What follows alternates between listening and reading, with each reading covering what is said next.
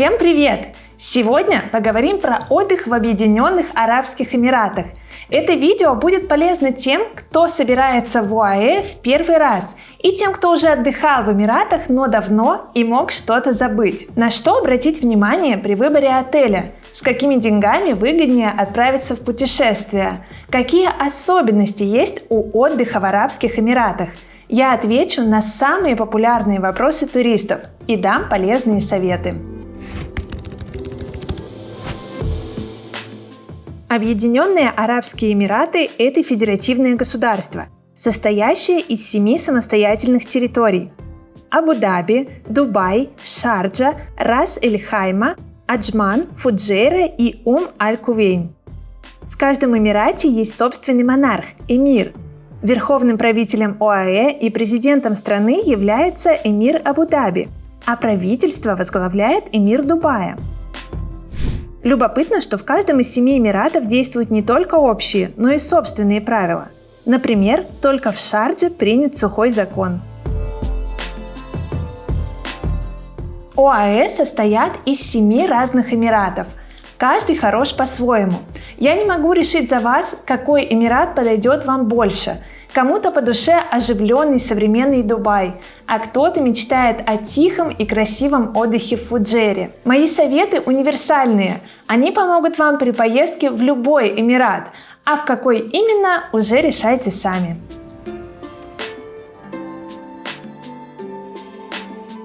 Поговорим о правилах въезда. Россиянам не нужна специальная виза для поездки в Объединенные Арабские Эмираты. На границе вам ставят штамп, который дает право находиться в стране до 90 дней. При прохождении паспортного контроля, как правило, никаких вопросов не задают. Просто просят посмотреть в камеру, ставят штамп и прощаются с вами. Медицинскую страховку при въезде в Эмираты тоже, как правило, не проверяют. Но я должна вас предупредить, что в ОАЭ очень дорогое медицинское обслуживание. Поэтому для собственного спокойствия лучше оформить полис хотя бы с минимальным покрытием. Если вы летите с туроператором пакетным туром, то, скорее всего, он оформит полис за вас. Если вы летите своим ходом, то оформите хотя бы самый простой медицинский полис, чтобы избежать непредвиденных расходов в отпуске, если вдруг что-то случится. В описании под видео оставлю для вас ссылочку на сервис, которым пользуюсь сама. Я обычно беру самый простой медицинский полис. Вообще заглядывайте в описание под видео, потому что там я оставила для вас очень много полезного. Я прописала ключевую информацию из этого видео, оставила все ссылочки и названия, которые трудно воспринимаются на слух. Еще один момент по поводу въезда в Эмираты. В Арабских Эмиратах запрещено использовать дроны, поэтому если у вас есть дрон, то на границе его заберут на временное хранение и вернут, когда вы будете вылетать обратно.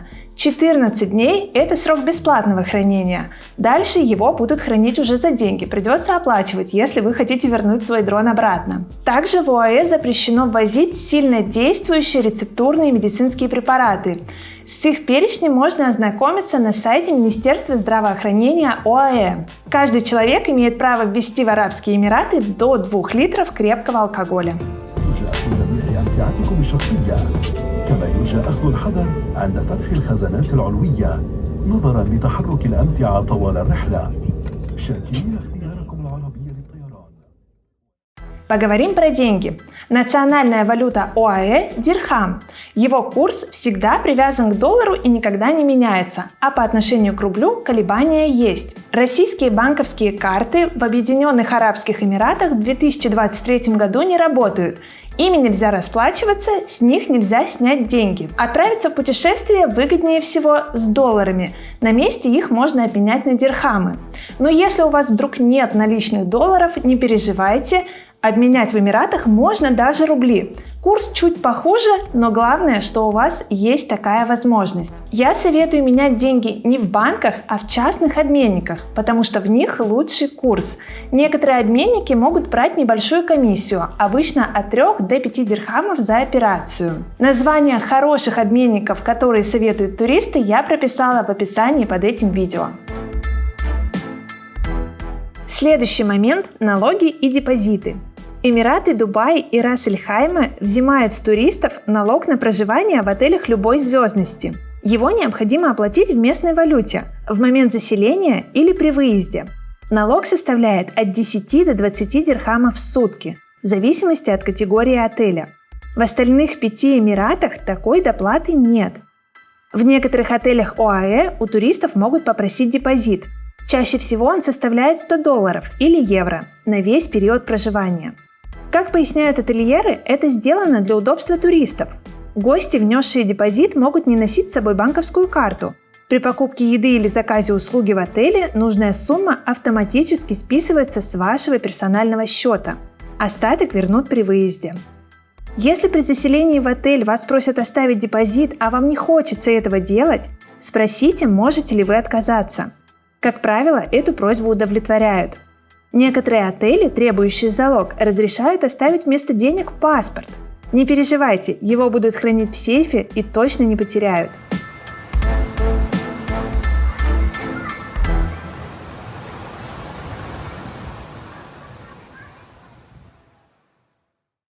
Когда лучше всего поехать в Эмираты? Лучшими месяцами для отдыха считаются октябрь, ноябрь, декабрь, апрель и май. В это время температура воздуха составляет, как правило, плюс 30 градусов. Может быть чуть выше или чуть ниже в зависимости от месяца, но в среднем обычно вот так. Зимой температура в Эмиратах чаще всего держится на отметке плюс 25. Купаться в это время возможно, однако в феврале и в марте не все туристы решаются это делать. Летом в Эмиратах будет комфортно не всем, потому что иногда воздух прогревается до плюс 45 градусов. Впрочем, если вы остановитесь в отеле на первой линии, то, как правило, будет полегче, потому что с моря частенько дует освежающий морской бриз. Это делает пребывание на берегу немножечко комфортнее. Также я хочу вас предупредить, что в любое время года в Арабских Эмиратах в общественных зонах очень часто сильно работают кондиционеры. Торговые центры, рестораны, отели. Вы можете прийти туда с жары и очень сильно замерзнуть. Поэтому всегда лучше иметь при себе какой-нибудь палантин или кардиган, особенно если вы боитесь простыть. Поговорим про море и пляжи. В Объединенных Арабских Эмиратах не море, а заливы. Берега страны омываются Персидским заливом с одной стороны и Оманским заливом, который является частью Аравийского моря в Индийском океане, с другой. Пляжи тут песчаные, хорошо оборудованные, заход в море почти всюду пологий. Купаться в Эмиратах можно круглый год. Даже зимой температура воды держится на уровне 21 градуса. Пляжи в ОАЭ бывают общественными, платными или бесплатными, и отельными. На городских возможен дресс-код. Почитайте об этом заранее, так как вам может понадобиться закрытый купальный костюм. Однако это скорее исключение, а не правило. Почти повсюду можно отдыхать в привычных купальниках. Считается, что худшие пляжи в ОАЭ в Дубае, лучшие в Фуджейре и Шардже.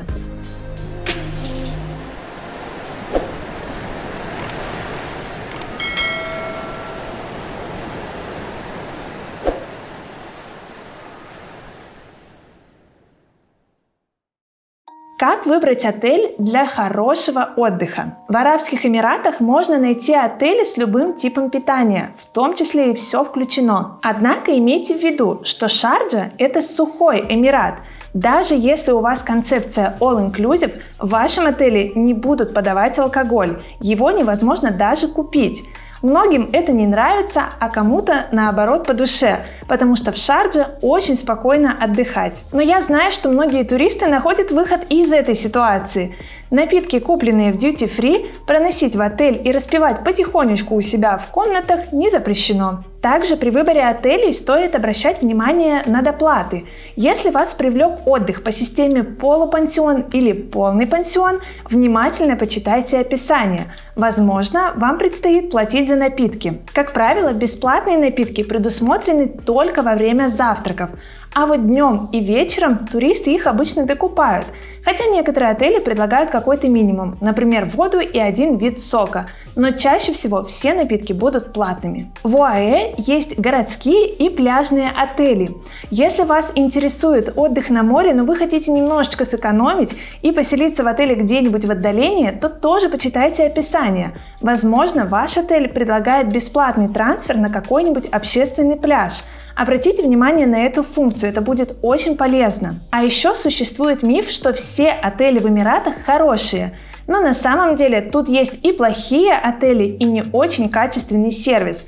Поэтому читайте отзывы туристов и смотрите обзоры.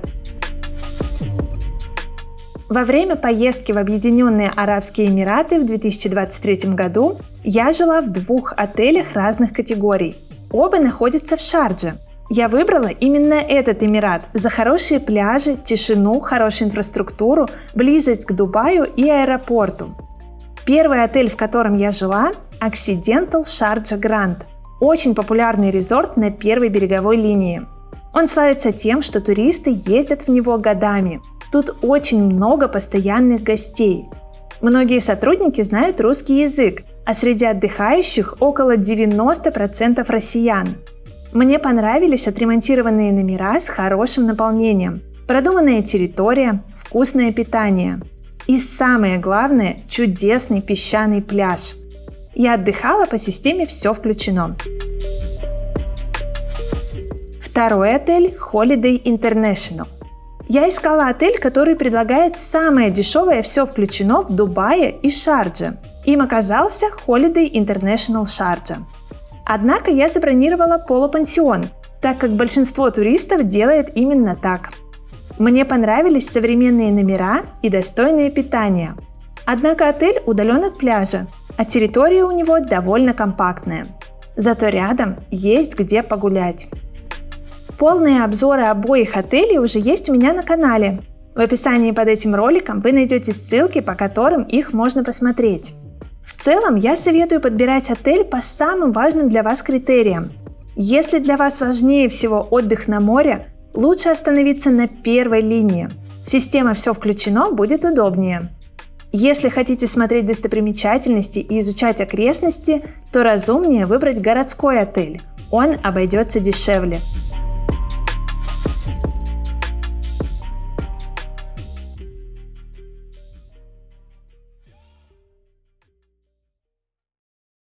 Поговорим о транспорте.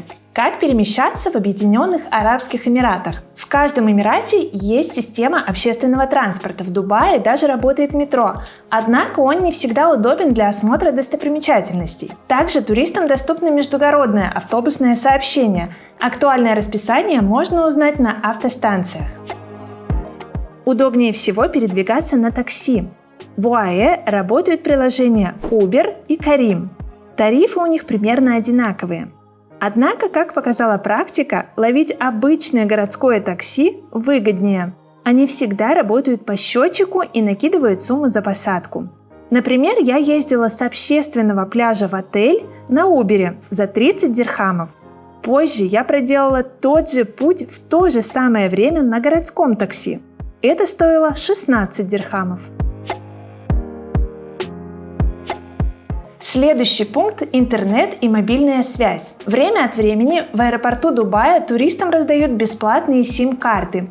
Они работают от 10 до 90 дней и включают от 500 мегабайт до 1 гигабайта трафика. Оформить именную сим-карту с хорошим пакетом интернета туристы в Арабских Эмиратах не могут, потому что для этого нужен местный ID. Мне бесплатную туристическую сим-карту не выдали. Возможно, потому что я прилетела не в Дубай, а в Шарджу. Но в принципе она мне была и не нужна, потому что уже давно я пользуюсь приложением Eskimo. Это бесплатная электронная сим-карта, которая работает во многих странах мира. В описании под видео оставлю вам ссылочку на это приложение. Вы можете его скачать и ввести промокод, который даст 500 мегабайт трафика. Повторю, это совершенно бесплатно и очень много где работает. Меня не раз это выручало. Этого вполне хватит, чтобы написать родным, что вы долетели хорошо, вызвать такси, проверить мессенджеры. В общем, очень классная штука. Пользуйтесь. Огромный плюс Арабских Эмиратов – наличие сетей Wi-Fi в общественных местах. Бесплатный интернет часто есть в отелях, ресторанах и торговых центрах. Имейте в виду, что на территории Объединенных Арабских Эмиратов не работают голосовые и видеозвонки через привычные нам мессенджеры. WhatsApp, Telegram, Skype, Viber и так далее. То есть вы можете отправлять текстовые сообщения, видео, фотографии, но вот позвонить никак нельзя. Выручит в Эмиратах местное приложение, которое называется Ботим. Его нужно установить и вам, и человеку, которому вы звоните. Тогда вы сможете привычно пообщаться. Если вы вдруг подумали, что никакой Ботим вам не нужен, потому что у вас есть VPN и вы можете запустить его и общаться с родными, как вы привыкли, то я должна вас расстроить. VPN на территории Арабских Эмиратов запрещен. Если вас вдруг поймают за использованием этой программы, то вам грозит очень серьезный штраф.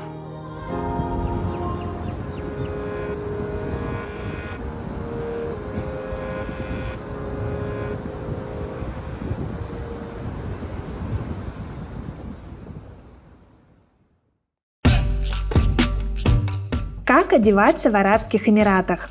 ОАЭ – мусульманская страна, однако к туристам тут относятся лояльно.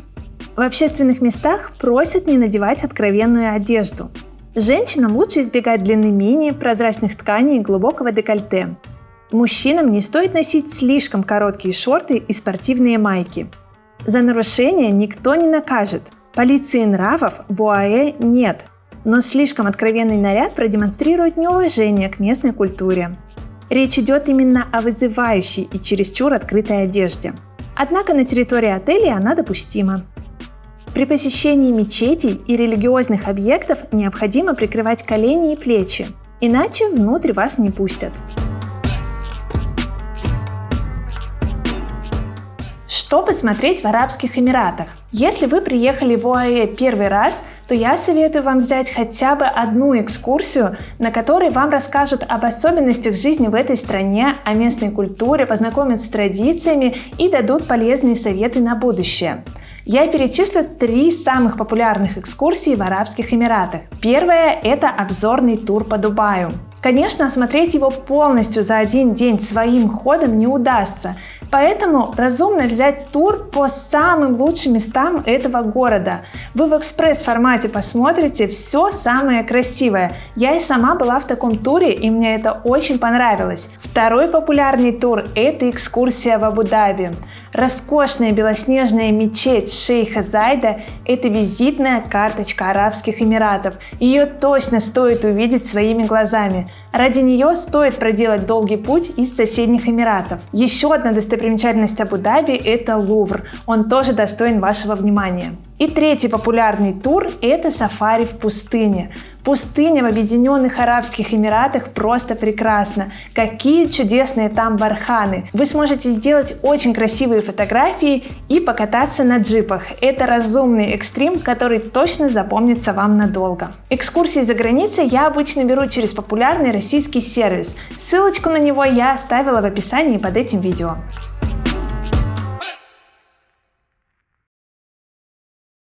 Напоследок дам еще несколько полезных советов, которые могут пригодиться на отдыхе в Объединенных Арабских Эмиратах. Совет первый. Возьмите с собой переходник. В ОАЭ британский тип розеток, то есть тройной, а не двойной штекер. В некоторых отелях предусмотрены USB-разъемы для зарядки гаджетов и адаптированные розетки, но где-то их может не оказаться. Чаще всего на ресепшн можно попросить переходник, но все же, если у вас есть такая возможность, я бы посоветовала взять с собой свой переходник, чтобы не тратить драгоценное время на отдыхе. Совет номер 2. Не бойтесь своих штампов. В интернете есть миф о том, что в Эмираты якобы нельзя въезжать после посещения Израиля и Катара. На самом деле это не так. Даже граждане этих стран спокойно отдыхают в Объединенных Арабских Эмиратах. Запрет на въезд после Израиля давно снят, а запрета на въезд после посещения Катара вообще никогда не было. Совет номер 3. Не верьте мифам. В интернете очень много статей о том, что в ОАЭ якобы вообще ничего нельзя. Чуть оступился и уже получил огромный штраф или сел в тюрьму. На самом деле запреты в ОАЭ не такие и страшные. Здесь нельзя нарушать правила дорожного движения. Впрочем, как и в любой другой стране, просто тут очень большие штрафы, поэтому об этом часто говорят. Также тут нельзя фотографировать местных жителей, особенно женщин. Еще в ОАЭ нельзя распивать алкоголь на улице и появляться в общественных местах в нетрезвом состоянии. Нельзя буянить, кого-то оскорблять и вести себя вызывающе. Я думаю, что такие запреты будет несложно соблюдать, потому что это обычные правила этикета. Также напомню, что в мусульманских странах не стоит проявлять свои чувства на людях. То есть пары могут держаться за руку, а вот целоваться уже считается неприличным. Совет номер 4. Что привезти из ОАЭ? Я перечислю 3 самые популярные покупки среди туристов. Это финики, свежие и в шоколаде, чай и кофе с кардамоном и статуэтка Бурдж-Халифы. Если вам интересно узнать побольше о том, что стоит купить в Арабских Эмиратах, заглядывайте в мой подробный гид по шопингу. Я написала огромную статью, в которой все разложила по полочкам. Ссылку на нее я оставлю в описании под видео. Совет номер 5. Что попробовать в Арабских Эмиратах? Блюдо номер 1 называется макбуз. В других восточных странах его называют капса. Это блюдо из риса с пряностями, с крупными кусками мяса. Чаще всего это баранина или курица. И обычно это блюдо украшают изюмом и орешками. Очень вкусно, обязательно его попробуйте. Блюдо номер 2 – это хумус, частый гость на шведских столах в отелях. Это популярная арабская закуска, которую принято есть лепешками, а не вилкой. Ее готовят из нута, кунжутной пасты и лимонного сока. Блюдо номер 3 – кунафа. Это такой десерт.